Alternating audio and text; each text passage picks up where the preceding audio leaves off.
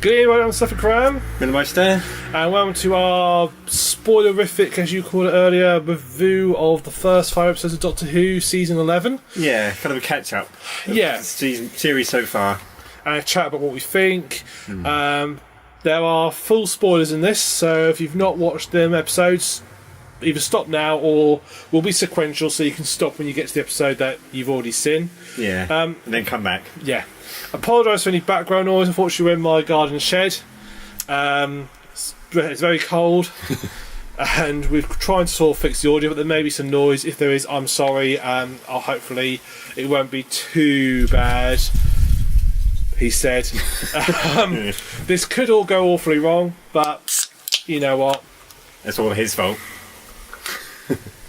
I've got dogs, and dogs bark. Yeah, it's either this or dogs barking and yapping constantly for the next 2 hours while we record it. Yeah, that wouldn't be ideal. So without further ado, let's move on to our first episode. Right, so we need to move on to our very first episode, The Woman Who Fell to Earth. Yes. The entry level, important because we've got new showrunner. Yeah. New Doctor, female Doctor. Yeah, first ever. Yep, all new set of companions. Yeah. All new style. Yeah. So, what do we think? I actually really enjoyed this one because first impressions for me seem to matter quite a lot, especially with Doctor Who. Like, if I don't like the Doctor early on, like for the Matt Smith's first episode, I loved him by the end of the episode. It took a while for me to warm to him, but by the end of that first episode, I was a Matt Smith fan, and with this one, I was kind of a fan even quicker than that, really, because I thought she made a really good early sort of first impression when she, crash landed into the episode. She sort of, made a really good entrance with her line about, not quite remembering her name, not knowing what it was on the tip of her, but she couldn't remember the word tongue, and she sort of, as the episode went along, tongue. And as she sort of progressed, throughout the episode, she slowly became more and more of the Doctor, which is similar to what Matt Smith's one did. By the end of his first episode, he was kind of the Doctor again, he sort of like took on the creature and sort of, and there's that sort of montage of all the previous Doctors. This is who I am, and it ran away. Yeah, through the hologram, and then this one, she sort of, got her clothes and all that kind of stuff, and got her style. So from the perspective of the Doctor herself, I was very much impressed. Yeah. I was very down on the idea of a female Doctor. Yeah. I didn't hide that fact. We discussed it on podcast. Actually, I think you were there because I think you were skiving that day. We discussed on podcast. We discussed. So I was really had a lot of trepidation for this first episode, and I was all set to think this ain't going to be very good. Yeah. To be honest, I'm totally sold now. Yeah. I really like her as a Doctor. I don't even think about the fact that it's a female Doctor. It's like, oh, she's a Doctor. Yeah, that's true. So actually, it doesn't further. So I was very impressed. I was very tone hooks this episode. What was going to be like, and with a new producer involved and so forth, is he going to sort of like try and tick too many boxes and so forth? I think what sort of semi-solid for me is the fact that the dynamic with the sort of the companions. Yeah, there's a good dynamic. I've always liked Doctor Who when it had large groups of companions. Yeah, I do like that. I do miss a little bit of the old one-on-one. It felt a little bit more personal, a little bit closer. I do miss that a little bit, but I do appreciate expanding it out a little bit. It does add more variety to, rather than just two characters, you've got all those characters to draw from now. Yeah, and the trouble with one-on-one stuff is that all that ends up happening is every episode you introduce a character who's got to be built up like a companion. Yeah. So if the Doctor and the companion stick together, you're alright.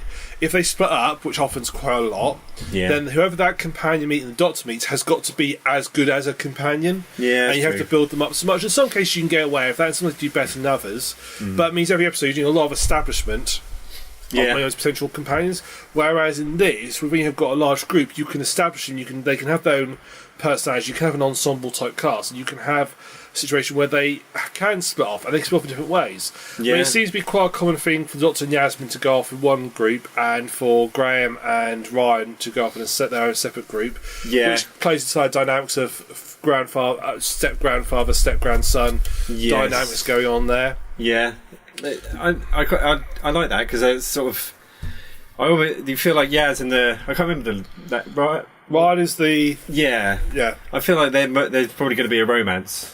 It seems like they're slowly building towards that. I kind of hope there isn't, because to me it just feels like that feels like the obvious thing to do. Yeah. You know, let's pair the two minority characters off with each other. Yeah. But I think could be heading that way. But you know, they could throw a twist in there somewhere. But it feels like that's sort of heading there. And then obviously, the granddad wants his step-grandson to call him granddad and to have that. Their dynamic, though, has been very. I felt actually the weakest thing so far is the way their dynamics between betrayed. It's been very up and down. It's been very hit and miss. Like some episodes, they seem very close. Yeah. Other episodes, they seem like the one we just saw where he offered to do a fist bump and he refused, and that felt a bit weird. Like the previous episode, they've been working quite closely together and sort of celebrating together. In this episode, they wanted to do a fist bump. It's like, have you had a falling out we don't know about? It felt very, very hit and miss. I think they're trying to show that there's a big age gap. You know, that the granddad wants to kind of be cool with him and things like that, but the come it's a fist bump. All that. Yeah, I know. I wasn't quite sure why he wouldn't just. That's not really. I don't know what the kids do these days. I mean, perhaps I don't know. Perhaps it's like a sideways thumb, or I have no idea what the kids do. No.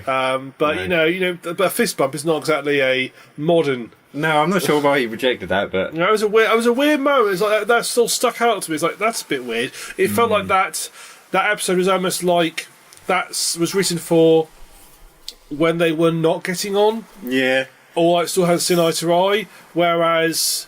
Other episodes, they seem to be chumming up quite well. So, anyway, I suppose we better talk about the episode. First episode, Women Who Fell to Earth. So it starts on a train. Well, it doesn't start on a train, but that's where it starts on a hill, then a bike, then a thing, then a train. And in that order, yeah.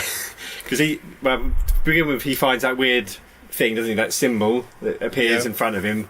He presses that, and then this big ball of gooiness kind of arrives. Yeah. And then they're on the train, and then I come because the granddad and his wife on the train. They're heading back, and he sort of had a hissy fit throwing his bike in the trees. Yeah, he can't ride it. Yeah, because he's had a hissy fit. That's going to come back later, is it? You know, at the finale, he's going to have to ride some sort of bike side device, isn't he? That's building up for that Sonic bike or something. Yeah, the Sonic bike. Yeah. Yeah, and then the grandfather on the train, so that's where the Doctor meets the grandfather, and that's all ties it together. Yeah. I liked how the two stories actually spent quite a lot of time non-linked. They clearly were linked, but they weren't linked straight away. And then they introduced her, because she's a cop, and he called the police, and she comes to the scene of the weirdness. And she thinks there's some kind of prank that he's playing. Then she touches her, and was it really, really cold? Cold, yeah, it's really cold. Which aspect is actually quite true, because most meteorites when they land are actually very, very cold. Yeah. Yeah, no. I imagine it would be. Space is quite chilly. So moving on, the train gets attacked by a ball of string. Yeah. Or actually more like a ball of rubber bands. Yeah, and gets attacked. And they all get sort of tagged and little things implanted into them.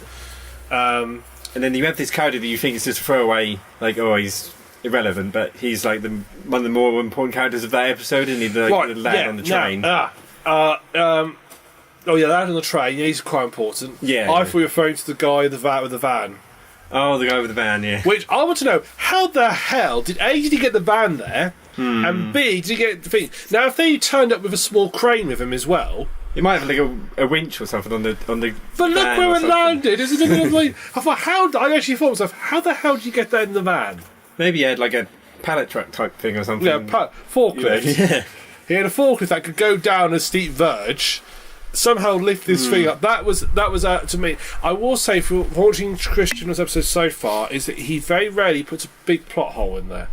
Very there's no episode we'll discuss a bit where there's a big plot hole, which he just leaves. And even at the time, I thought that just seemed weird. Maybe he thought, maybe they'll do a commentary on it and explain it. Maybe I think release a Blu-ray or something. I think there's a best way they could have handled it. Perhaps they could have had him work out how to attract the creature, perhaps send a signal to deceive and attract to where he was, which the Doctor would pick up as well, and the creature would go find him, and then he would say, "I want my sister," and basically that's when it kill him, and it's actually hatched out in the woods, and the Doctor could find it. Now that would have solved that problem. Yeah, but I don't think that many people were bothered by that. Oh, probably online they were. But oh, come on! I feel a lot of people picked that up. Yeah. but I didn't really You've got to bother have me. some standards in these programs, you know. Yeah, but anyway, but it does eventually hatch Yeah. out of its sort of, I guess, not so much an egg as almost like a vessel, wasn't it? Yeah, I it's a suppose? spaceship, wasn't it? Yeah, it's just a kind of, a bit like Superman's pod, but anyway, when it hatches... Mork and Mindy's pod. Yeah, yeah, Mork's, yeah. And when he pops out, he's kind of a bit mean looking, isn't he, really? He's quite impressive, actually. I quite like the look of the creature. I thought it was very cool. I like the armour, the steam coming off all those shots. I thought it was very nicely done. Yeah, he did. He looked quite intimidating, quite threatening, which is always good. And then you see him kill the guy who, just wants to know what happened to his sister. And he does something with the teeth, which is really gross. Yeah, it's really, really freaky. Yeah, he's like a nasty Halloween version of the Tooth Fairy, I guess. Yeah. He's first of all, he's a bounty hunter of some description, but he's not just a hunter, that's his trophy, isn't he? Yeah, he's just trying to gain power on his own planet, isn't he, by proving himself. Yeah, a bit like the Predator kind of thing. They send them out there to prove their worth. It's a bit of a... I think it wasn't it's all meant to be like sort of a traditional planet, because like several years previously, one of Earth's people disappeared for the same, and it was the same reason. Yeah, and that's what happened with that guy's sister as well. Yeah, so... Yeah, I mean, I found... I thought the boss was cool. I liked the finale. I thought on the crane. I thought that was very cool. Yeah, that was good. That was. Yeah. I did feel. I know why they killed off the grandma, but it did feel a bit weird. Like they sort of set it up. It felt like it was almost like deliberately. It felt like, how can I put this the best way? It felt so deliberately set up that she was going to be killed that way. It didn't feel like any real reason for it. I knew something would happen to her because she wasn't in any of the sort of promo stuff, and we already knew there was a trio of companions plus the Doctor. I figured something would happen. I wasn't particularly shocked. I suppose they didn't really kill many people, do they, in Doctor Who? But no, but I wasn't particularly shocked by it. I just felt like it was very staged. Yeah, maybe I can't put the best way to describe it, but there was no. It was only written in there for purposes of answering the plot, not for a logical reason. Yeah, I suppose so. She wanted to help stop the crane from being destroyed, didn't she, by killing the tangly wire monster, but she sort of helped save the day a little bit. She sort of had a reason to go up there and do that. I was less problemed by that, but I like the way it's set up, like the funeral, and going forward obviously that's going to affect the granddad and her actual grandson, and obviously that was at the beginning where he talked about me, the most impressive woman he'd ever met, at the beginning on a little YouTube video. And you see Mr. Doctor. Yeah, and then it comes back at the end and you realise he was talking about his grandma. Now, you see, when I first watched this episode, I actually had an issue because I was actually trying to cook tea at the time, and I misjudged the timings, and so I actually missed the bit at the front where I just jumped on there. I missed the first bit. I went straight into the train, so afterwards I had to go on iPlayer and watch the first few minutes, because the bit at the end doesn't make sense. I had to go watch the first few minutes to make, that makes sense now. I understand why I put that little bit at the end with YouTube at the end. My problem with that is I always, whenever a show does that, I always forget, and then at the end I'm like, oh yeah. I always forget that. I never remember when it's like 48 hours early or whatever, Now, the question I've got is, it's either took the Doctor some time to get the stuff together she needs to find a TARDIS, or that YouTube video was recorded after their adventures. Yeah, I'm wondering what exactly when that fits in, because I don't think... Because that's her house, isn't it? And I don't think he's mentioned in the last couple of episodes, the Arachnid one, that he hasn't been home yet, has he? Because he talks to his granddad about it. Which makes you wonder, is Graham not got along with us? Yeah, I did wonder when he signed up for it, if he might just be like a Catherine Tate, like a one-season sort of job, because he does a chase, and he does other... he's done dramatic shows before, so he might have just agreed to one season, So we'll have to wait and see. I kind of hope not, because I like the comparison got at the moment, but it would definitely make this series, because I don't think we've had a companion die on Doctor Who. We've had one die and technically die, because Rose Tyler got sent to a different dimension and technically died in her original, because they put her down as dead, but she wasn't dead. No. And you had Clara.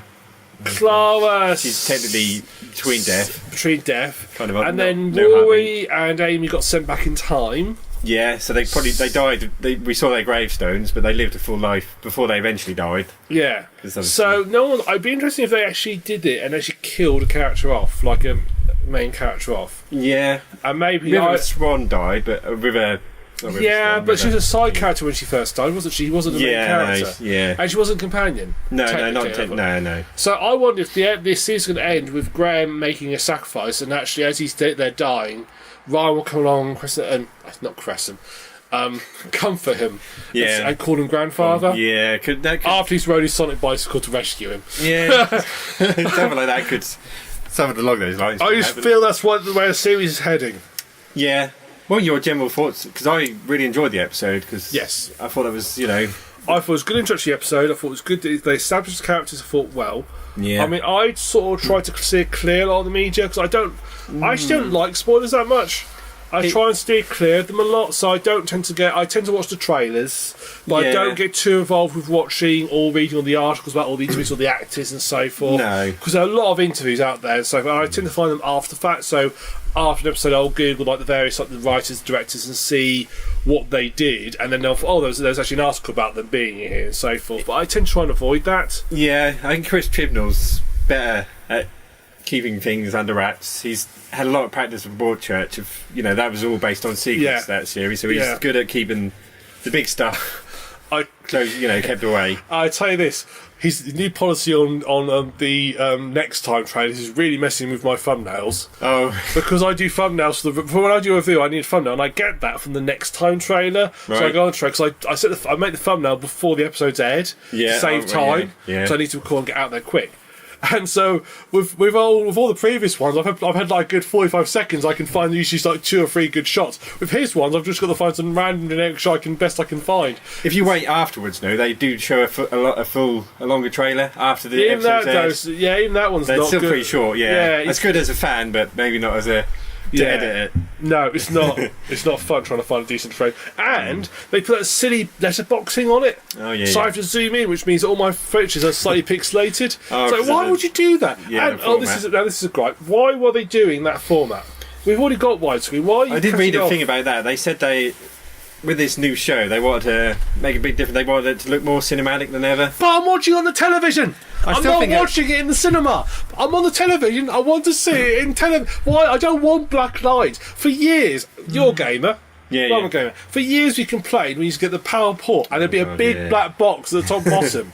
Now they do it deliberately because it's more cinematic. No, just I've got valuable real estate there. Use it. I quite liked it personally, but I can understand. For me, I like that. A lot of movies have started doing that. I know it's TV movies, but I'm not watching a film. No, I'm watching a TV I kind episode. of liked it. I thought it did lend it a slightly if more I watched the episode in the cinema feel. first and then it got translated, okay, I'd understand. But I'm watching the TV. I'm never going to see it in the cinema. I kind of liked it, but You're weird. Yeah.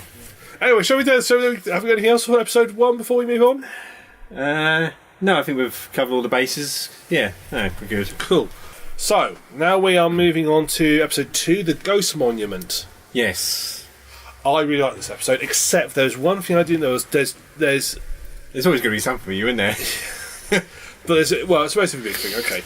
So, TARDIS lands on TARDIS land. They end up teleported like this onto a spaceship. They split up. They went to space actually. Yeah, because she thought it was going to be just her or all of them. Yeah, they end up in space, and they both, by sheer luck, get picked up by 2 ships. Whether it's a homage to Hitchhiker's Guide to the Galaxy, I don't know, because that's a joke. They end up in space, get picked up randomly. I don't know, she has mentioned him in past, hasn't he? When she was a he. So you end up with it's the Doctor and Yasmin on one ship, and Ryan and the other ship, and they both basically, long story short, one crash lands, one lands properly, but a bit hit haphazard. On the ground, they get out and they follow these 2 pilots. On the ship. It's sort of established quite early on. You can tell that they are competitors, but they're not like hating each other. They're obviously not fighters. No. And then you find out pretty quickly it's a race. Yeah. And they're racing to the finish line to the Ghost Monument on this planet, which is a planet of basically death. Yeah. Yeah. What do they call it? Desolation, isn't it? I think they... Something like that, yeah. And it's like the water's full of like flesh-eating bacteria, and you can't go in the water. No. And they have to basically find their way to the Ghost Monument. Yeah. And there's no... The prize... Guess what the Ghost Monument is? It's the TARDIS. Which is a random thing to have on there. Why? How long was it there to be called the Ghost Monument? We don't know exactly when this it's set, didn't we? This one, so it could be way into the future. So it could have been there for thousands of years, I guess, from when it originally left her. Yeah. Went there and then was just there because it was in a bit of a state when she first. Yeah, so as it's also repaired itself in the meantime, Yeah. perhaps it's sat there for centuries, God knows what it is. So I liked it because it's sort of a bit different episode. It's just two guys having a race and they're just sort of following along. Yeah. And I think it's probably my favourite episode of the series. I think it's so far. very different. Yeah. Best sort of sci-fi and sort of almost fantasy episode. What I don't like about it is the monsters. They got attacked by bits of cloth. Yeah, that was a little bit. There is no way you can make a bit of cloth threatening. No, that was. What are tricky. you going to do? Wrap me up? Yeah. Make me overheat? Because that was a bit of an issue for me. The thing that I thought was a little bit of a shame was that they kind of wasted Arachnids a little bit by just having him be the exposition guy. Just by saying the guy in the tent saying this is what you got to do, because he's such a good actor. I thought they might have got a bit more out of him. But he did make quite an impact. Yeah, he did what he needed to do. Yeah. I mean, I like the two side characters. Although it was interesting how they basically only really sort of explored one of their person's reasoning for what they were doing. Yeah. It'd been interesting if they sort of like talked to both of them and found out why they were doing what they were doing. They're both their backgrounds, and actually both had a good reason to win. I think he just wanted to be rich. But wouldn't have been interesting. Have an easy life. Can you imagine if it wouldn't have been a great bet towards the end, when they get towards the end, and they both are like within the side, they both could do it, and they both got good reasons, and you could have a little bit of dynamic breaking up as the parties like saw sides, like perhaps one will side with the guy who's like, well, the woman's lost their family. Perhaps the guy's got another reason why. Perhaps he's got a sick wife or something. I don't know. I think the thing was a puppy or something, and that would be interesting to done that. And then they saw like, well, why don't we just join together and do as a team? I think that was a little bit more. You don't know whether or not you can trust the guy if you don't really know much about him. All you know. But that is would have been nice to sort of like find that in the back. Just a bit. It felt like the lady was really well developed and he wasn't. Yeah, maybe they just sort of figured they'd put more time and effort into one character rather than both of them. Yeah, but I didn't really mind that. I just thought it was just a bit. He just wanted the money and the easy life. Yeah. His reasoning was just sort of almost greed, really. Yeah. In what seemed like a pretty bleak future, really. Yes. Not a happy period. No, I like the setting. I like the sort of the futuristic sort of dead world with loads of scientists sort of causing hashes. I like. The robots were very variable for me. They're sometimes really creepy. Sometimes they just weren't not really that worrying. Yeah. And some bits where they're looking for the CC cameras, they're just standing around the hatch was really quite creepy. Yeah, that was. I like the bit with Ryan where he thought he was a great soldier because he played Call of Duty and he discovered. But then it's all semi-worked. He sort of went out there, sort of shooting. He's like, yeah, I know what I'm doing. Then at first I thought that was annoying, but then when it doesn't work and he runs off screaming like a girl, I thought that was pretty. I thought because I swear there's a certain group of people out there who think because they play Call of Duty, if there's another war, they're going to be brilliant at it. Probably, and they're going to get a shock when they discover that actually firing a gun's a lot harder than just pushing the X button, the RT button. I used to think I was alright at Call of Duty, then I went online and got absolutely destroyed by like 10 and 11-year-olds. Yeah, but they're probably war hacking, aren't they? Yeah. Anyway, this is Doctor Who podcast, not a Call of Duty podcast. Yeah. But Call of Duty sucks. But yeah, I actually really enjoyed this episode. I said it's just the cloth monsters, but I still feel though it's also setting up a little bit for a arc. Yeah, because there's more of those teeth monsters, weren't there? They weren't in it, but that was them who'd set it up, wasn't it? Yeah. Another place for them to find horrible ways to kill people, wasn't it? Basically, it was like a murder experiment planet. Yeah, it was sort of a weapon development planet, wasn't it? Yeah, these scientists come up with the worst possible things they can. I guess. And they came a bit of cloth. well, that was one of them. There was ghosts and ghost-like things, wasn't there, in that field? Those things that came after them. Yeah, mainly cloth. Yeah, the cloth did feature. Yeah. I mean, when the most scary moment is when the guy's got a bit of cloth in his mouth, and they just like cut it off. It's like, well, that's a terrifying enemy, isn't it? Yeah, but that was only a small part of it, really. It was very well fit. I don't know where they actually shot that one, but it was very somewhere deserty. Yeah, very well. Very cinematic. Again, I'll use that word. Very well sort of filmed, and it looked very dramatic and desolate, and it looked very foreign, like an alien planet. It felt like in a good way, a not very Doctor Who episode. Yeah. It was very different. I actually felt. Do you know what I thought? My thought was when I was watching it, Farscape. Yeah, I haven't really watched it. I watched the first couple of seasons of that. Yeah, I suppose that's. It has a very sort of almost Farscapey feel to it. Yeah. Farscape, is that the one with all the puppets? Yeah. Yeah. No, not so That many was puppets, sort of but Jim Henderson meets sort of like SMDB culture. yeah. And sort of like bondage culture. That's sort of what Farscape is in a summary. Yeah, I guess I had a aesthetic similar. It made me think of Farscape. It was nice to have a real change of pace. You don't every so often, every season, you'll get an episode which is completely out there, completely change of pace, completely different. And this one was something I felt like we hadn't really seen like much before. No. It wasn't like some great big evil. There wasn't like some big threat about to wipe out our planet or like groups of people wars. It was just two people having a race, and the other one was going to be rich. Yeah. It seemed like a version of The Apprentice, basically. Yeah. Where TV's kind of slowly going that way, perhaps. Death races. Yeah. So I thought this episode was a really neat idea.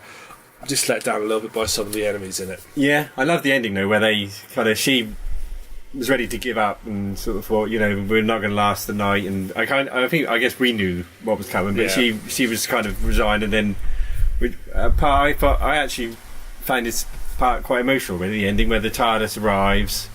And it's slightly redesigned, and she goes slightly redesigned. Slightly. On the outside, I mean. Oh, right. Yeah, it's like redesigned the outside. Then she goes in there, and you see the TARDIS on the inside for the first time. I don't like it at first, but I do like it now. It looks too fake. Yeah, mate. It looks like something. It looks like an Amdram production. I quite like it actually. The sort of pristine structures just look like made of polystyrene. They just looked too. I mean, Metropolis doing all that organic style TARDIS, which we've had before, because Crystal Accent TARDIS is fairly organic. Yeah. David Tennant the same one, didn't he? Pretty much the same TARDIS. Matt Smith was more. He had to make 4 different TARDIS. Yeah, he did. Kept changing. I like Capaldi's one, which was like sort of a library. Yeah, type TARDIS. that was quite good. Yeah. But I think the show needed a little bit of a.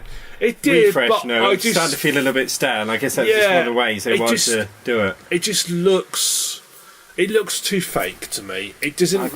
It looks like a set. I guess so, but they haven't. I know it is a set, but it looks like a set. I like that she's got a custard cream. That was pretty cool. Yeah. And I like she had a different way of doing the thing, didn't she? I can't remember what it was now, but they all slightly changed how. They haven't really used it much now, have they? It hasn't been a lot of time spent in there. Sometimes they spend quite a lot. Like Capaldi started a lot of episodes in the TARDIS, didn't he? Like doing the little bits of camera he often did, and there's quite a lot of time spent on there. And they haven't really done that this time. They've kind of just got out there and gone with it, really. But I like it personally. Yeah. It's not perfect, I guess. No, it's just at the moment. It doesn't look great as a set to me. It just looks a little bit fake. I can see what they're trying to do. I just don't think they've managed to quite pull it off. Yeah, maybe. So that's the Ghost Monument. Then. Yeah. Good episodes. Yeah. Yeah, really good episodes. Yay. Moving on to Rosa. Yeah. Sort of this all season's time where they do the historical episode. Yeah, they always meet the historical icon of some historical kind. Character. I cannot, even now when I watch some clips, I cannot believe the person who plays Rosa is the same actress who plays the sergeant in the first season of Sherlock Holmes. Yeah. And she's been on Doctor Who before in the episode 42 as a medic. You did mention to me about the Sherlock thing. You were rather amazed by that. She's a brilliant actress. She pulled it off completely. I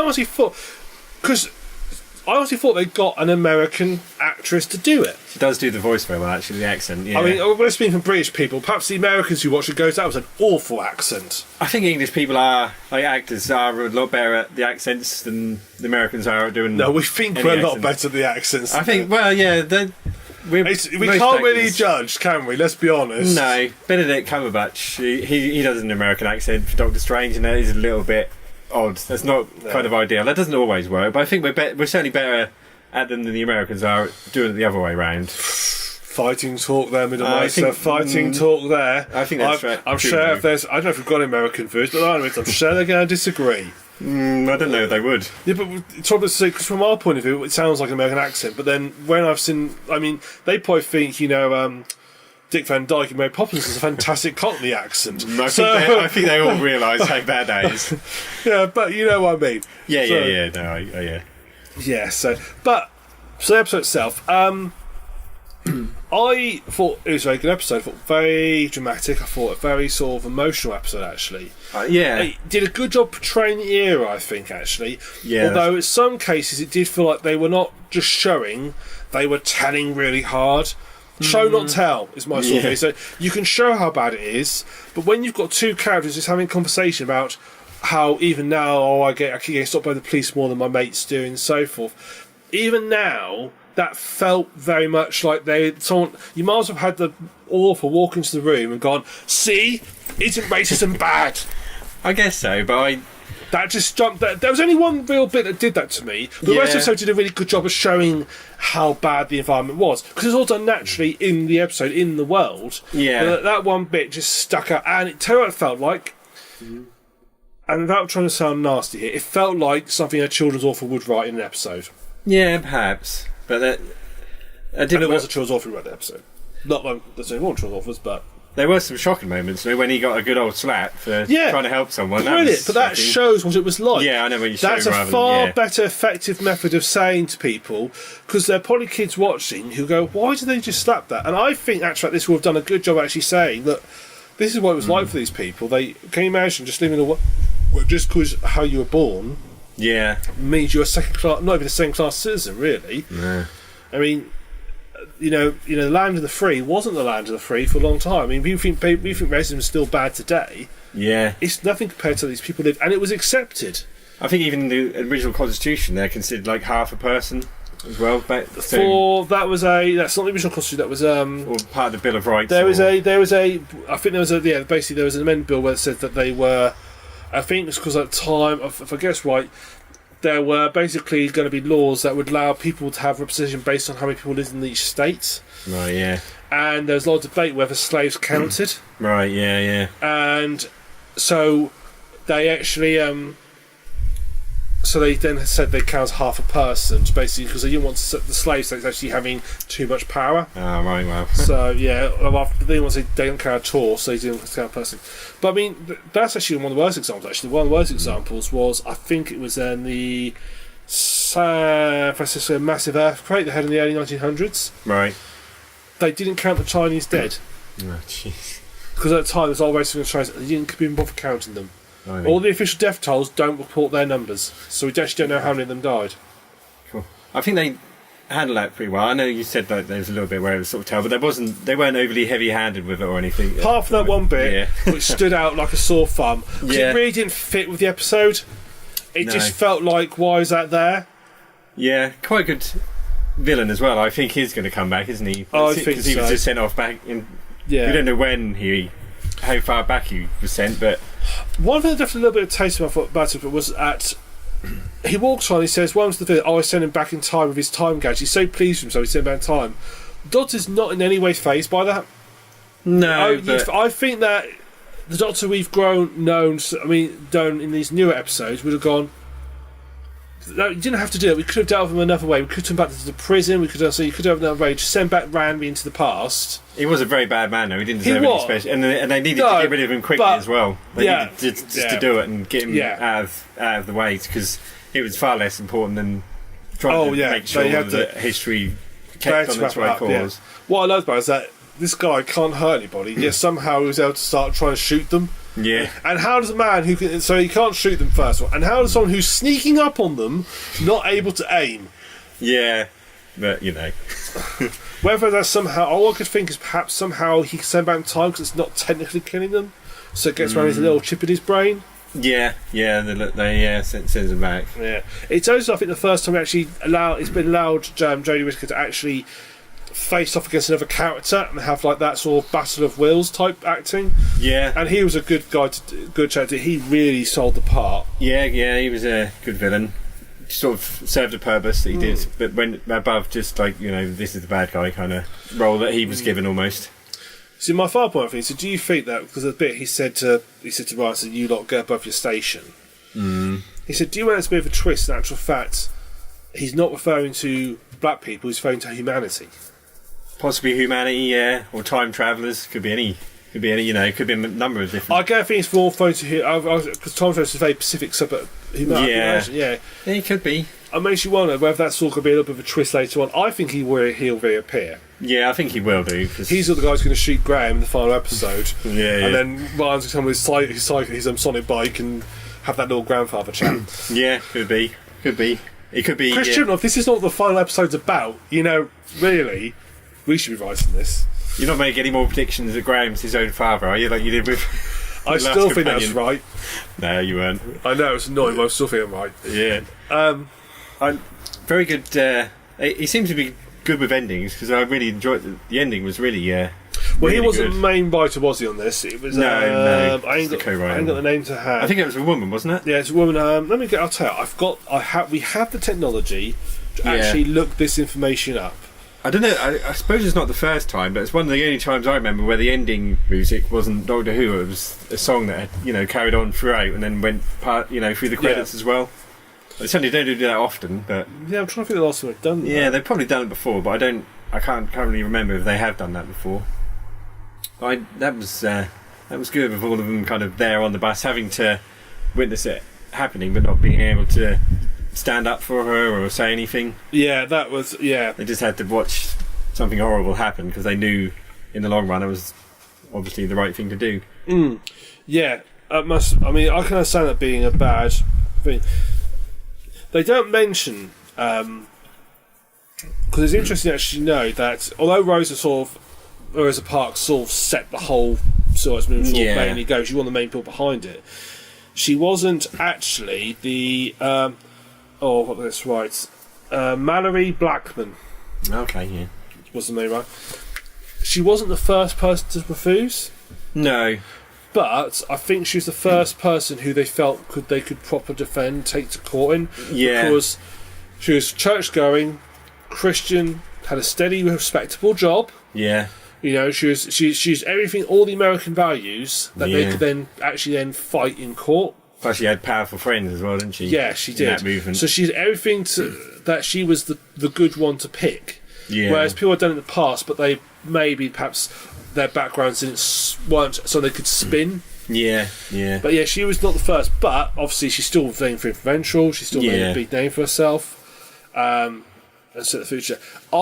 This is probably one of my favourite episodes of the season. Yeah. So far, I like that. In terms of the historical, it's one of the best historical ones they've done. Yeah, I hated the one where they met Shakespeare. That was pretty awful. And there was quite a few that I didn't mind the one where they met Charles Dickens. I don't mind some of them, but mostly I don't really like the big historical character episodes. Yeah, I did enjoy this. I like the very end where they showed like the real Rosa Parks receiving that Medal of Freedom. I think it was from Barack Obama. Yeah, the highest honour. I thought Bill Clinton gave it to her. She was dead by Barack Obama. Oh yeah, Clinton. Yeah. It was the highest civilian honour that a person could get, wasn't it? Yeah, so any civilian. She was amazing.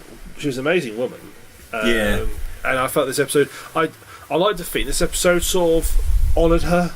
Yeah, in a nice way and showed up. They did very nice. They did it very nicely. So yeah, I think also like what my professor said, that's going to teach people far better about who Rosa Parks was than any history lesson. Yeah, kids go watch that are going to know about it. And they're going to stand and hopefully get an idea about the civil rights movement and so forth, and learn a lot more.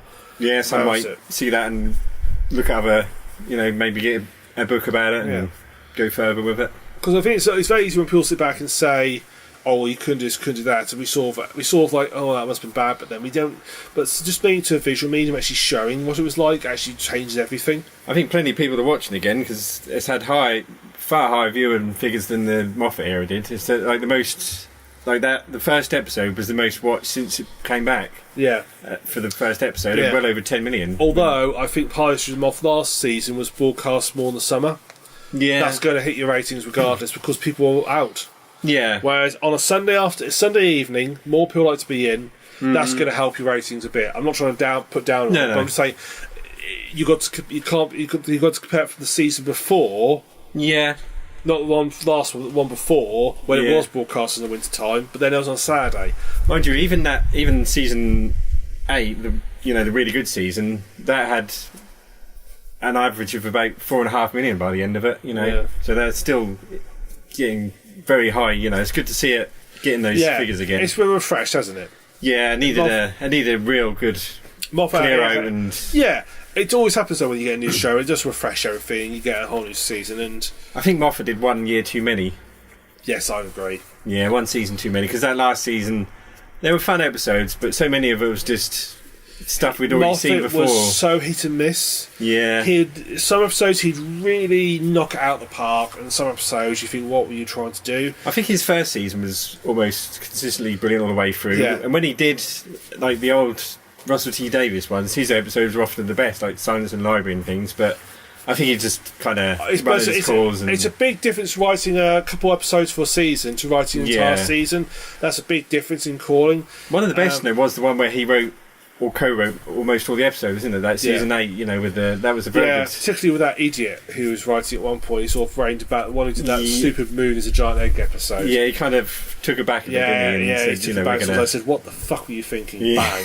Yeah. And sort of, but I agree with you. I think Moffat went too far. Obviously Moffat I liked when Moffat I liked the season where he did the Impossible Astronaut season. Yeah, season 6, that was good. Yeah, that was probably one of my favourite seasons because it had a proper... He showed what he could do with a proper story arc.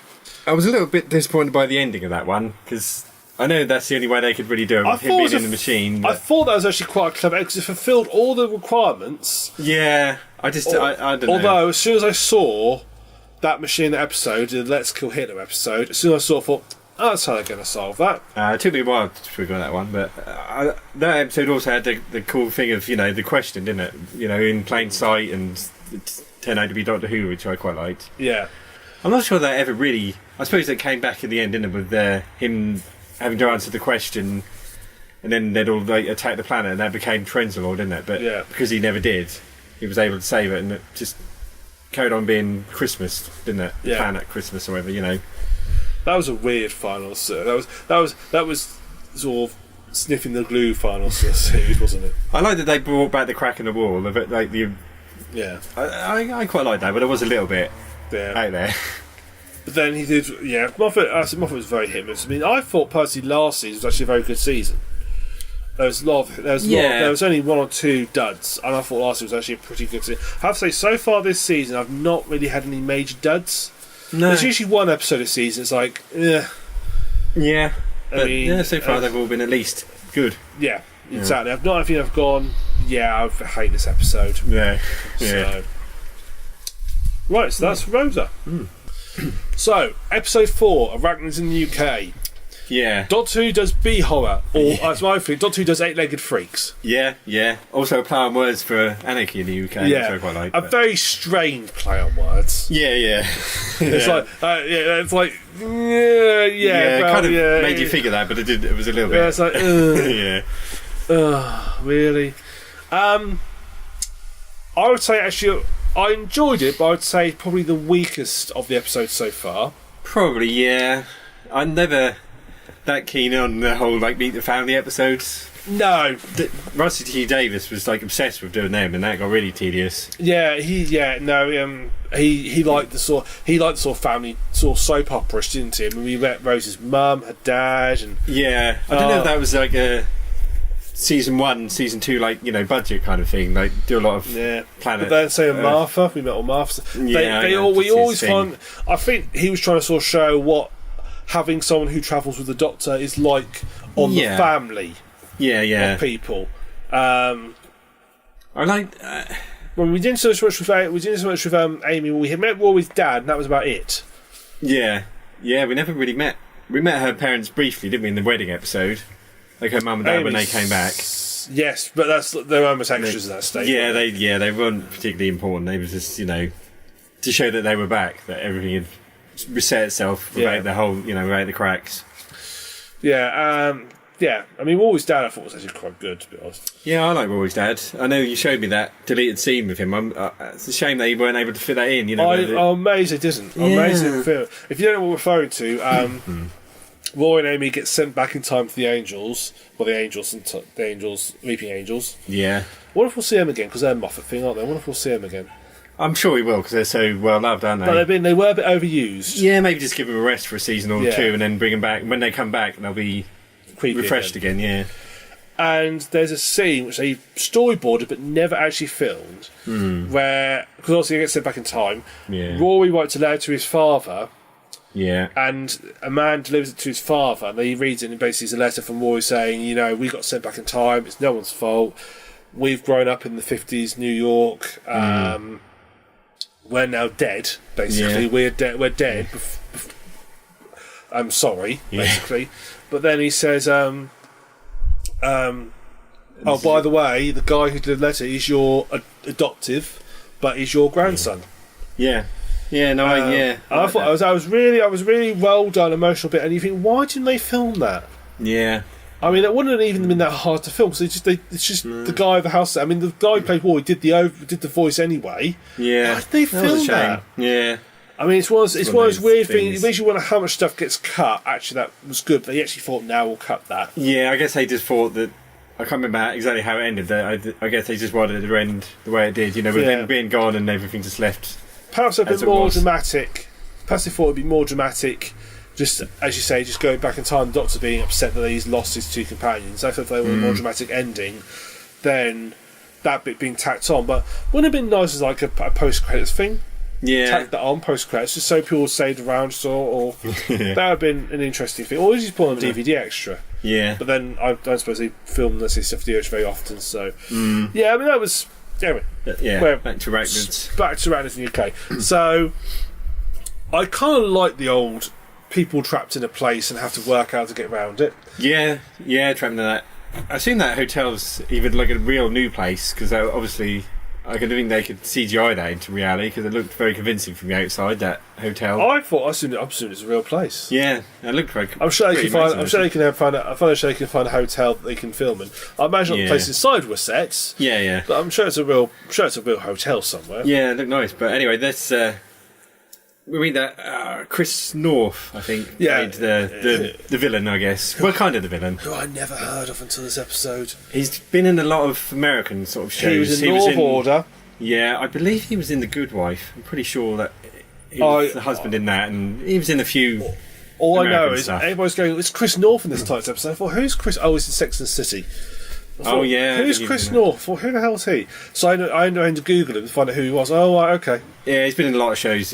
You wouldn't have any interest in. Yeah, exactly. So nothing particularly great. Yeah, I won't watch that. Wouldn't watch that. Wouldn't watch that. Wouldn't watch that. Wouldn't watch that. Oh, pretty great, but yeah. If it was Nolan North, I'd have gone, oh, right, okay. That's more your wheelhouse. Yeah. Yeah. But yeah, no, that was. I thought he was quite good actually, because he was. But he was very stereotypical, though. He was a stereotypical American business. If you wanted to write an American business stereotype, I mean, to be fair, it's a very B-movie-ish plot, so it kind of helps having all stereotypes. Yeah, it's like an B-movie kind of. Yeah, the B-movie scientist who can't tell what they're doing is somehow connected to what's going on. Yeah. Let's see, where we've created a serum that allows spiders to keep on living, keep getting bigger. We keep finding giant spiders everywhere. I wonder if there's a connection. I'm really perplexed by that. Wonderful. Surely you can see this link. Again, even in booby movies, those guys are meant to be a bit dumb, aren't they? They are. It's all part of the charm of that idea. But scientists actually knew stuff and was actually teaching the others. And actually was playing an intelligent character, which was quite nice. Yeah, she sort of helped along in the end. But so used to you are not to overruling people and overwriting people and so forth. Yeah. They look good, the spiders. Oh, they look very good. And that big spider at the end. Oh, I'm arachnophobic. I'm not full on. Well, spiders do scare me. I do like spiders, you know. I respect them, and I think they're amazing, but they do scare me. I struggled through that episode a little bit, to be honest. There were bits that freaked me out. Yeah. That one like that play on a spider coming through the bath, you know, through the plug hole. But this one he smashed all the way through. Yeah, but what I found amusing about that was that the first bit you see Yasmin gets sworn, and it seems small. You see one of the little big spiders. Yeah, the small. And then it goes to the bathroom. This bloody massive thing appears out of nowhere. Yeah. It's like, bloody hell, that's terrifying. Might be a bit of the sort of Resident Evil With the giant spiders and everything. Now, I'll tell you what this episode does remind me of. It only tweaked about a day later that, of course, you won't have seen this, because this is a original Doctor Who series, and I don't think you've watched any of the original Doctor Who's. I don't think you have. I have when I was younger, but I've just forgotten so many of them. John Pertwee did a serial called The Green Death. Right. In it, a company is flushing toxic waste down a mine that causes giant maggots to appear. Giant maggots, and they're that long. Yeah. And eventually they hatch into giant flies. Oh god, horrible. Yeah. So that was I bet they looked amazing, didn't they? Oh, in early 1970s, there was a practical effect model and it looked brilliantly. Yeah. Yeah. That's and it's actually a very similar plot line. Yeah. To be honest, because basically this guy he owns a company that does waste disposal. They're chucking all the waste down a mine that's underneath the hotel. Yeah. Weird combination to do. And there's other place which do research in spiders. They're disposing of their dead carcasses, but one must have been quite dead, which is very bad for them to do. You've got to be more practical than that. And they both end in the mine and toxic waste, giant spiders. That's basically it, the plot line. Yeah, he did it because it was cheap land, wasn't he? Yeah. Wasn't it? Well, I mean, to be fair, you're saying it's cheap land, no one's to use it, we're just going to build on it at a hotel. I thought, that's not a bad idea. No. What else are you going to do with it? And he could really... He's portrayed like a bad guy for doing that. It's like, but what else are you going to do with it? It's like someone saying, you must have known giant spiders were going to come and attack you if you built this on here. Yeah, it's like he's not built on like an Indian burial ground or something. He's built it on an old abandoned mine that no one's using anymore. Like land that no one's using. And it's like portraying him as like the bad thing to do. I felt like a very weird scene. Like he's almost been criticised for doing it. It's like, well, what else are you going to do? It makes perfect logical sense. You're going to build it on something like that, but. Yeah. Admittedly, the toxic waste on the mine is probably not such a good plan. No, he did it. He took it a little bit too far there. His lack of respect for the environment and so the on. mines, and I've got two major issues with this episode. I love my major issues. One, I hated the way she dealt with the spiders, trapping them in a room and them starved to death. I thought it was a bit strange. Yeah, very unwhile way to deal. Are they going to be alright, or are they dead, or what? Well, it's trapped in a room, and there's going to be food in there, right? So they're going to eat the food, obviously. Then what they're going to do? They're going to get hungry. Then they're going to start killing and eating each other. What a horrific! If you're one of those spiders, your last few months of life are going to be a constant Hunger Games, killing and eating each other to survive until eventually you starve to death. Normally she'd try, like the dog would try and throw up some kind of... Transform the TARDIS somewhere, or throw up some kind of portal that would send them to a planet that was either full of those things or where they would fit into the food chain. But it felt very un-Who way to do it. It's a bit mean, a bit unresolved. And, right, they trap a spider in that flat. Yeah. What happened to that? I guess they went back and saw that out, don't worry. What, I'm going to go back and go back to the room they've just sealed and chuck it in there? Yeah, it'd be fine. I mean, if they had sort of said, well, we'll put them in there, then we'll flush it like sort of nitrogen or something, that will just they'll all just sort of fall asleep and dance. It'd be less. But I think they sort of spun themselves into a corner.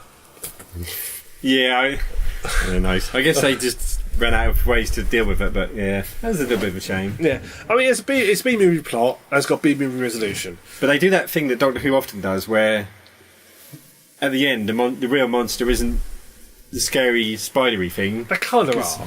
Yeah, but I felt bad when that big spider died, when he just shot it. Yeah. I felt kind of bad for that spider. I did feel bad for the spider, but it was kind of... It did kill one of those people. Yeah, it's still a baddie, but they still did that thing they often do, where you still feel for the baddie. I honestly thought the doctor was going to go sort of stroke and say, "Oh, you're beautiful," and then get bitten. Yeah, she did. Yeah. No. I did enjoy the episode, but it was... I know the fact that all these episodes, Ben mentioned that they're all like 50 minutes now, so that you get a little bit more time to get into it, Less episodes, but they're all 5 minutes longer, so at least that's a compromise. I think this is, out of all the ones I've seen, this is the weakest one. It's still a good episode, but I feel it's the weakest of the batch so far. Probably, yeah. Yeah, I think it is. Yeah. I also couldn't stand Yasmin's mother. No, she was on Coronation Street, that woman. Interfering. Oh, this is your boyfriend, this is your girlfriend, this is your boyfriend. I thought, oh, shut up, you just go away. I quite like the dad. He was very barely in it, but she was a little. I bit, bet her mother was one of those very controlling mothers who's like sort of, and there's lots of snarky comments. You're going to go out on that, darling. Oh, you better don't wear that cut on, but you look fat. I bet she's one of those snarky mothers. At least she got fired, so. Yeah, I didn't like her. I'm glad she got fired. Yeah, she goes into a room and the guy sort of says, he says, "Oh, go away." She goes, "It's okay. Oh, fair enough. I'll leave." She keeps pushing it. Oh, the manager said, he basically tells her, like, piss off twice, and then he fires her, and she gets upset. Well, he told you to go away and you didn't. Yeah, you can probably fight that in court now for wrongful dismissal. Depends on how she's working there. Yeah, She's been there for 2 years. You give a week's notice and that's it. Yeah, that's true. Yeah. Of course, he's American, so he probably thinks he's got at-will employment in the UK. Yeah. Where you can just fire people like that for no good reason. Yeah. His president does it enough, so. Yeah. Yeah. I wonder if that's going to sort of play up later, because he said, oh, he's going to be the next sort of president. Is he going to turn up in a future series as the president? He might do. I mean, there's not been a good. It's weird because we've had American presidents on Doctor Who before. They usually end up getting killed. Yeah, Nixon. He might. He was alright. Yeah, but it is the past. So he was safe. I do like the joke that they made about how Matt Smith said maybe you should set up some recording devices around the place in case this happens again. And obviously Watergate came along and screwed him over. Yeah, but yeah, I saw. Yeah, I think it's going to be interesting. It'll be interesting if he reappears in a future season. Yeah, I don't think he will, but they couldn't find anyone more horrifying than Trump. As you know, that's someone you need to take on as the Doctor. I'm sure. Apart from the man who likes giant spiders. Yeah, which isn't really his fault, actually. Well, no, the labs was not very good at disposing of their stuff, really. No, they should have taken more responsibility of where they were going to end up. I mean, why that lab has got its own incinerator, I don't know. Nah. So it's not totally his fault. He's actually innocent parties. He built his hotel on a proper bit of land. Yeah. You know, he fired an employee who's being insubordinate. He rightly has a company that was supposed to have waste, but the place that was supposed to shouldn't have been disposed of if he was using an inappropriate company. He's actually the hero in this. I wouldn't go that far. I wouldn't want to stay in a hotel that was built on top of toxic waste. Depends how well filtered it was. Yeah, I guess so. He didn't seem to be bothered by it. Nah. I spent quite a few days sort of around Great Yarmouth, so you know. There you go. So he used to be near toxic waste. So. Yeah. So that was Arachnids in the UK, I guess. Anything else? I think that's it for that one. Okie dokie then. We're on to our final episode of this halfway point. So we're now up to date, as it were. We're now on to the most recent episode. I want to get you to pronounce this because I can't pronounce it. I think it's the Saranga conundrum. Thank you. Yeah. Right, I struggled with that. When my review, I went, the conundrum. I can see that on it's like, I'm just going to get past this as quick as I can. I liked it. I liked it, but I wasn't mad about it. No, I get that. Yeah. Again, it had its odd moments. It was nice to be up in sort of up in space, sci-fi outsource. I like the opening start. I thought that was a really beautiful starting image of the scrappy. It's massive patch. Yeah, that was rubbish. Very cool. That was. And then being picked up. I think the things I liked about it was its usual people trapped in a place and having to fight their way out. A bit like Arachnids in the UK, but they've got nowhere to get out to. They are just stuck. Yeah. Doing a threat. I like the fact that the people on board the ship were actually competent. Yeah, they weren't. There was no bad guy amongst them. No. Because near usually there's always one person who's trapped, who's actually, you know, the big bad of the series is caused all this and they have to sort of resolve it. Yeah. Or there's usually only one or two are semi-con, the rest are like just useless. But actual fact, they're all, I mean, even the main guy, when he has a go at the Doctor, he had bloody good reason to. Yeah, she's she was out of order. Yeah, very selfish for a brief moment there. Yeah, and he actually took her down a notch. And in actual fact, I thought, yeah, you're absolutely right. You were out of order. She deserved that bit to dressing down. Yeah. And he was absolutely right, saying, no, I'm going to go to the bit with the dangerous looking part. Because you're injured, I'm going to go there. I like the fact that. Plus, she was all about me, not. And he was saying, there's plenty of other people here that need to get to where we're going to keep them alive. So shut up and get on with it. Yeah. So I like that. I like the fact that even the second nurse, when she sort of got over her initial shock of realising that the guy was dead, she soon very quickly sort of got on board. Right, okay, this is how it's going to work. We need this. Oh, what we can do is trust. Everybody just. It's fresh to see that come to a group. I feel I said in my review. Yeah. I could imagine if Dr. Cameras weren't there, they could probably got out of it themselves. Maybe some more losses. Yeah. But probably would have got through it themselves anyway. Yeah, they probably. Yeah, you said that in your review, didn't you? They'll probably be all right, I think, without her. Yeah. Yeah. Probably. Yeah. I mean, I did think the monster was a bit silly, the Pokemon. I kind of liked the monster. I thought he was adorable. I want like a plushie toy of that. If they do the merchandise, I thought he was really cute. I want more of him on screen. I thought he was really, really. He was adorable. very well animated. Yeah, I thought he was adorable. I really liked the monster. I thought he was so cute. I thought if he wasn't so dangerous, he'd probably be like a pet in that world. Now, if you want to buy Middlemiester for Christmas, Yeah, I would love a toy of that. I thought he was really, really cute. it was quite funny. Even when he was angry, Yeah. I thought he was. It's like sort of watching an angry pug, isn't it? Yeah. And then like the year where he was really happy because he got all the energy he could ever want. Yeah. I just thought he was really cute. Yeah. I like the monster. Yeah, I mean, yeah. I mean, we got much more than me, to be honest. It's just, I thought, I like the fact that people knew what they're doing. The monster was cool. The physics lesson felt a bit shoved in there. A bit like Yeah, that was odd. bit like the two who are discussing races behind a bin in Rosa. Yeah. This felt again sort of shoved in there. It felt like that Moffet, not Moffet, Chibnall, had gone on Wikipedia, found a paragraph about antimatter, and gone, oh, that's interesting. I'm going to write that in there, and just write it in there just for the sake of writing it in there. I think maybe they still want to try and show that the Doctor finds wonder in as many things, still finds wonder in the world. But it was a really long discussion. That was a little unnecessary. I mean, I was waiting for Brian Cox to walk out and start sort of talking about and the universe and all that sort of stuff, to be honest. I do think it was a little bit, out of place in a very dangerous situation. Yeah. So I kind of thought myself, if they've got so much energy that they can create antimatter to drive the ship, whatever energy source they're using to create an animator is probably enough. It's probably more efficient just to drive the ship directly. Yeah, but they wanted to do something else, didn't they? So I assume when they first talked about the antimatter drive, I thought it was going to be a case of they have a store of antimatter and they would, like the Star Trek, and react it together to make the power. But they're actually creating it. That's like you can make petrol, you can make diesel out of coal. Okay, it's possible to make out of coal. That's like in a train having a petrol engine making coal into diesel so you can power the train. Yeah. It's like, why have you got all these in between steps? Why not just power it directly with whatever power source you're doing it? So that felt a little bit. It sort of was a physics lesson, but it didn't really make sense in context why I do it that way. Yeah, that did bother me a little bit. The thing that I didn't really. The episode didn't really go anywhere for me much. No, I get that. It was just a bottle episode where chat. Yeah. I mean, it's one of those I enjoyed watching at the time. I mean, as time has gone, I saw all about. Yeah, I thought it was alright, but it just kind of never really. It sort of stayed at a level as well, and just kind of kept on that level. It never really. I know the threat kind of increased, but it never really. You never really felt. Not a lot of people died, did they? No, because the monster was so adorable. He wasn't really that threatening. Because he was so cute. Yeah. I just wanted to pick him up and give him a cuddle. I mean, the chap Astron, the main nurse, he died at the very start, got killed by it, and then you think, oh, it's going to be something pretty nasty, and it's this little Pokemon.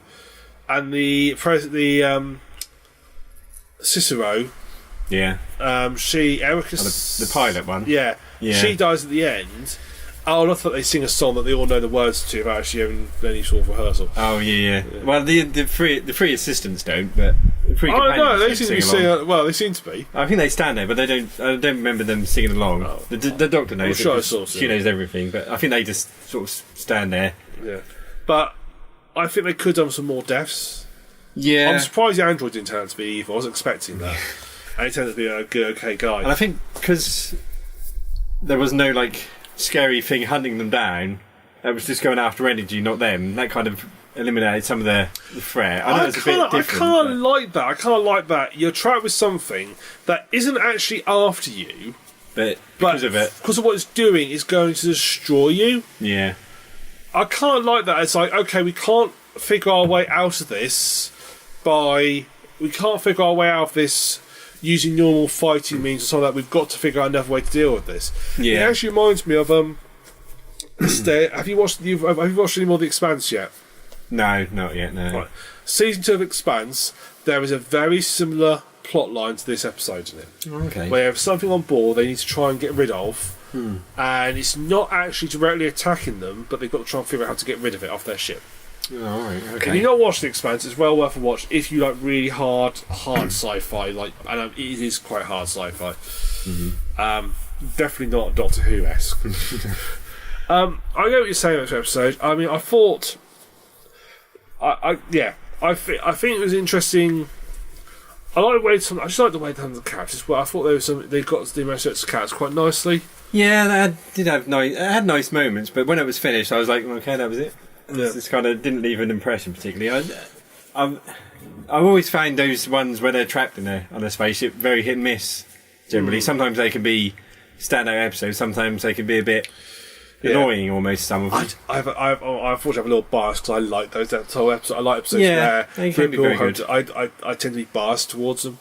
Yeah, my favourite's still the hotel one, the God Complex. I didn't mind that one, but I really liked that episode. It was clever. That was one with David Williams, and I like the ending where the monster said about like living forever and wishing to die, and the Doctor thinking then the monster was talking about himself, but he was actually talking about the Doctor. Yeah, that did have nice moments with all their fears and things. And it was different as well. The fact that it's set in a 1970s hotel. Yeah, that was it made me feel fun. It made me feel I've gone confidence in the past. Yeah, it was a that was my favourite sort of type of episode. It wasn't really what. I know it was kind of trapped on the spaceship, but didn't feel like any of the other trapped on the spaceship ones. They did at the hotel one. It's a very different. Well, they were trapped in a hotel. Yeah, they actually were on a spaceship. Yeah, but they're trapped in a hotel rather than a spaceship. I don't know if that one counts as much as some of the other ones. I know they can't get out. They can't leave. Yeah, so they're trapped. Yeah, but in a hotel in space, I guess. Yeah, but each room is full of horrors. Yeah, I know. No, I did like that one, but yeah. That was a good episode. Yeah. Best episode for me. That's an exaggeration. I wouldn't say. I get what you're saying. I get what you're saying. It didn't go anywhere, but I know I just enjoyed it. I wonder if he's going to introduce an arc in this. I know he's kind of hinted at it. But I thought he hinted at it in the second episode when one of the bits of cloth said, I can't remember what it said to the Doctor now. Said something to the Doctor. Yeah. I thought, is that the start of an arc? And that planet was by those, I can't remember what they were called, by those teeth. Stills or Stars or something? Yeah. Stigs? He had a very good name, didn't he? Because he had like a normal human name almost when she met him. Was it Bob? First, yeah, like Bob Stevens or, but it's like something you'd hear normally. Yeah. And but I think, to be honest, if he's going to introduce an arc, he's really sort of left it too late now. We're now on episode 6 and we're halfway through. Yeah, it doesn't look like the next one's going to have anything like that in there. Perhaps he felt that the arc has become a bit OTT, so obviously every sort of started the background arc, and he always had that sort of little bit in the background, the silence and Bad Wolf, Torchwood. Yeah. The silence again, that was an interesting sort of the Apostle Action was always big sort of arc episode. Yeah. But I mean, last couple of seasons, they had like sort of like the monks was like a 3-part sort of arc series. Yeah. But no, he didn't have an arc, and he had the door, didn't he? The what was trapped behind the door. Yeah. Which you all sort of guess what was trapped behind the door. Pretty much, yeah. I sort of get. So yeah, I can sort of see he sort of did it a little bit, but he did seem to ease off a bit. I wonder if at some point the Ministry of War or Minister of War will come into this, because I know it was just very briefly mentioned in that After the Flood, that one with the Peter Capaldi one, but they do that sometimes where they just mention something very briefly. Yeah, the trouble is it's a different showrunner now. Yeah, but don't forget there was that episode with David Tennant, the Christmas special, where that giant cyber woman falls, and someone says we'll remember this forever, and David Tennant reflects on how strange it is that no one remembers it, and that was because the crack in the walls came later. They do occasionally tell the old showrunner what they might have coming, and they put little bits in to reflect that later on. Yeah. Was that David Tennant the Monster of Cyberman? Yeah. Yes, it was the next Doctor. The next Doctor. It was called the next Doctor, and everyone put like bets on David Morrissey to be the next Doctor, and that just ended up with him, not being. But yeah, I remember. They put in little hints. He said something about when he was that hot air balloon, how strange it is that no one remembers it, kind of generally.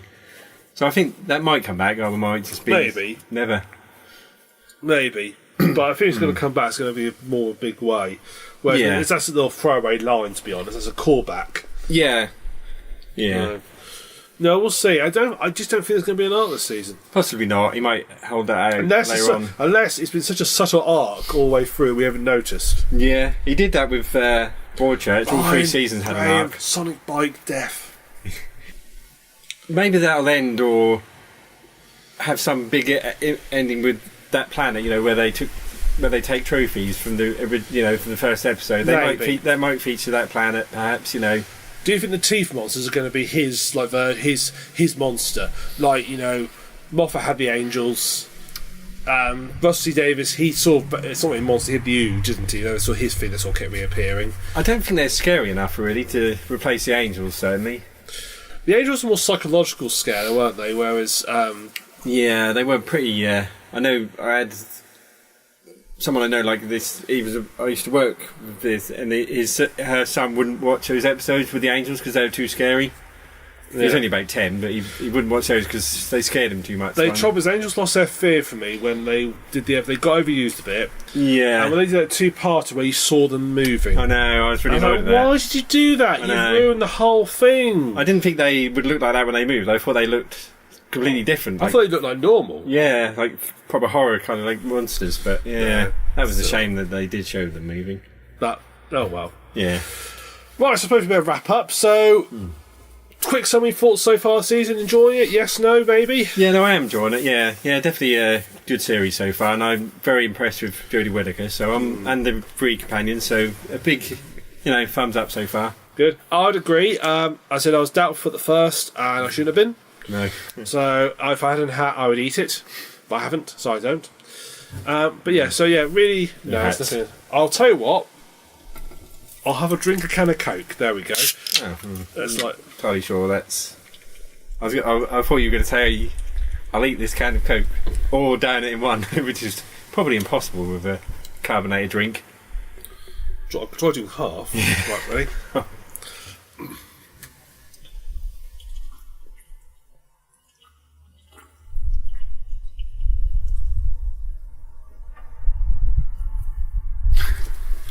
Alright, yeah. That is empty, yeah. Sorry. This is what the mayonnaise has come for. Yeah. Not all that rubbish you discussed. No. To watch me drag down a can of Coke. Yeah, that was quite impressive actually. You're forgiven for your, trepidation before. Yeah. So anyway, thumbs up for me. I've enjoyed the series so far. It's definitely one of the better series. I mean, Capaldi's still going to be my favourite Doctor. He is still my favourite. I love the way he behaved. But he had such a shit set of series. His writing was awful. Other than one series. Yeah, there was one good series, but he had such bad writing half his series. He was pretty let down, I get. Yeah. Yeah, he struggled, but he did his best. So here we are. But really good series. So I'm looking forward to the next 5. Yeah. Because this week they go to India, don't they? Yeah, I'm not sure. They seem to be promoting Yez's family a bit now. Pretty much all Ryan's family is dead. Yeah, that's true. so his dad's out there somewhere. I don't know if that would be a surprise who that turns out to be. Probably not. His dad is actually the father of Corso, the one who was doing Rosa, which is why Corso hates, and he's actually in badly as well. Why Corso hates the black people, which is why he goes and shoots Graham, and then Ryan comes on his sonic cycle and holds her in his arms, and then Graham calls him grandfather, and that's the end of it. I didn't really understand much of that, so that's the series then finale. Not sure. We'll see. Yeah. Although the Sonic Cycle was my idea, don't forget. It was your idea, yeah. Sonic Cycle was your idea, but the best writers listen to their fellow commands and steal it. Yeah. That's how it's worked for Star Trek for a lot of years. So. Yeah, that's true. So thumbs up for me, good series. In that case, I suppose it's time for us to wrap up. Yeah. Right. So, I've been TheSuffolkRam. Middlemiester. Thank you very much for watching. If you've enjoyed this, please subscribe to our channel. I do a weekly review of the Doctor Who's. We also do a fortnight podcast, which Middlemiester occasionally attends. Yeah, I've been quite good lately. You have been actually really good lately. I'm surprised. It's a fantastic. If you've got a day spare, there's a fantastic 7.5 hour live stream of us playing Silent Hill, which is mainly dark. Yeah. But yeah, please subscribe, give us likes. Yeah. I'm begging for likes on YouTube. I didn't want to ever do that, but here we are. Well, we need all the help we can get. We do. Our podcast is the best show on the internet, but it just takes a while to get. We just get 5 viewers every week. Yeah. On a good week. Yeah. Well, I was going for the outer part of the range there. Yeah. But yeah, very much watching. So yeah, we'll speak to you in when shall we do it? Episode. We talked about doing around episode 8, so about 3 weeks time. Yeah. Where we'll do another, and then we'll. Well, is it going to be a 2-part finale? Is it actually confirmed that? No, but I guess we'll see. We'll see what the finale. I'll probably lead into it. Or something. If it's a 2-part finale, then we'll do episode 8. Yeah. If it's not 2-part, then we'll do episode 9. And I'll do one after the finale. Hopefully, Lee Mack will set up. I like Lee Mack. I know he's in one of them. Oh yeah, he is. They showed that in that show reel of all the celebrities that were turning up. Yeah. That looked like based on a modern note, so I don't think that'll be the next one. I can't see him turning up in ancient, well, not ancient, but Egypt, India. India. Yeah, ancient India. During 50 years ago or something. 60 maybe. It must be earlier than that. Yeah, probably. That was the thingy, wasn't it? Their independence, I believe. That period. So that'd be early. I thought it was the early 1900s. That happened. Yeah, probably. Yeah, I know it wasn't very civil. No. Rushed it. I think it was part of the reason. Yeah, I think we're going to be the bad guys next week. Probably, yeah. But if it does as good a job as Rosa did, yeah. As long as we don't get little Yasmin doing a monologue about how even now. I don't think that will be. Yeah, as long as we don't do that. They'll probably be alright there. So we'll see you in a few weeks sometime. So thank you. Bye.